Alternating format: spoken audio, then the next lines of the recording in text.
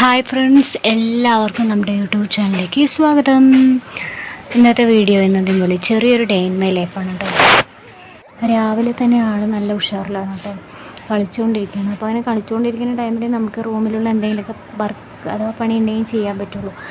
അപ്പോൾ ഞാൻ വേഗം റൂമൊന്ന് ക്ലീൻ ചെയ്യാമെന്ന് വെച്ചു. ടൈലോ അല്ലെങ്കിൽ നിലമ്പണിയൊന്നും കഴിഞ്ഞിട്ടില്ല കേട്ടോ. അപ്പോൾ അതുകൊണ്ട് ഞാൻ കുറച്ച് വെള്ളമൊക്കെ കൊണ്ടുവന്ന് പാറ്റിയിട്ടൊക്കെയാണ് ക്ലീൻ ചെയ്യുക. അല്ലെങ്കിൽ മുകളിലേക്ക് ഇങ്ങനെ പാറും. കുട്ടിയൊക്കെ ഉള്ളതുകൊണ്ട് നമുക്കത് ബുദ്ധിമുട്ടാവും, എനിക്കാണെങ്കിൽ അത് ബുദ്ധിമുട്ടാവും.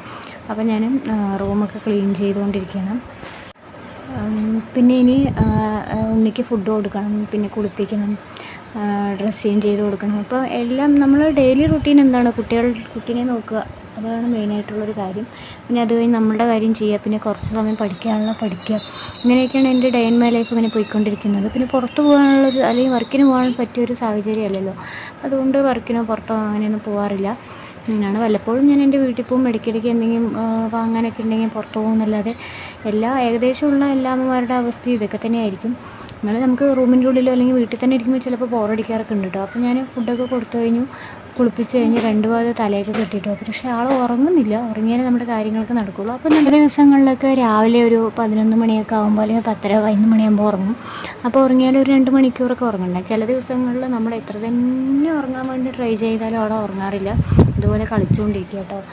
അപ്പോൾ ഞാൻ ഇടയിൽ കുളിയും ഭക്ഷണം കഴിക്കലും അലക്കലൊക്കെ കഴിഞ്ഞു കേട്ടോ. അപ്പം ബാക്കിയുള്ള പണി എന്താ പറഞ്ഞാൽ കുറച്ച് തുണി കാര്യങ്ങളൊക്കെ മടക്കി വയ്ക്കാനുണ്ട്. പിന്നെ ഉണ്ണി ഉറങ്ങുന്ന ടൈമിലാണ് നമ്മൾ കുറച്ച് എന്തെങ്കിലുമൊക്കെ PSC കാര്യങ്ങളൊക്കെ വായിക്കുക. ആ സമയത്ത് കുറച്ച് വായിക്കും, അങ്ങനെയാണ്. അപ്പോൾ ഉണ്ണി ഉറങ്ങാത്തത് കൊണ്ട് തന്നെ ഫുൾ ടൈം നമ്മൾ ഉണ്ണീൻ്റെ അടുത്ത് ഇങ്ങനെ ടൈം സ്പെൻഡ് ചെയ്യും. കാരണം കുറച്ച് നമ്മൾ എന്താ പറയുക, ഒന്നും അങ്ങോട്ട് തിരിഞ്ഞാൽ പോലും ആൾ വലിയ വികൃതിയുള്ള കുട്ടിയാണ്. അതുമാത്രമല്ല ഈ പ്രായത്തിൽ നമ്മൾ നന്നായി ശ്രദ്ധിക്കണം, അതുകൊണ്ടാണ്. പിന്നെ ഇപ്പോൾ ഒരു വൈകുന്നേരമൊക്കെ ആയിട്ടോ, അപ്പോൾ എല്ലാ തുണിയൊക്കെ കൊണ്ടുവന്ന് മടക്കാനുള്ളതൊക്കെ പിന്നെയും കുറച്ചുണ്ടായിരുന്നു, അതൊക്കെ വെച്ചു. പിന്നെ എന്താ വെച്ചാൽ കണ്ടോ, ഇനി കുറച്ച് തുണി മടക്കലാണ് മെയിനായിട്ടുള്ള കാര്യം. അത് കഴിഞ്ഞ് കുറച്ച് ബുക്സ് പഠിക്കാനുണ്ട്, അപ്പോൾ അതൊക്കെ പഠിക്കണം. അപ്പോഴേക്കും പിന്നെ ഏട്ടൻ വരും. ഏട്ടൻ വന്നു കഴിഞ്ഞാൽ കുറച്ച് നേരം ഉണ്ണിനെ എടുക്കുന്ന ടൈമിലൊക്കെ എന്തെങ്കിലുമൊക്കെ വായിക്കും.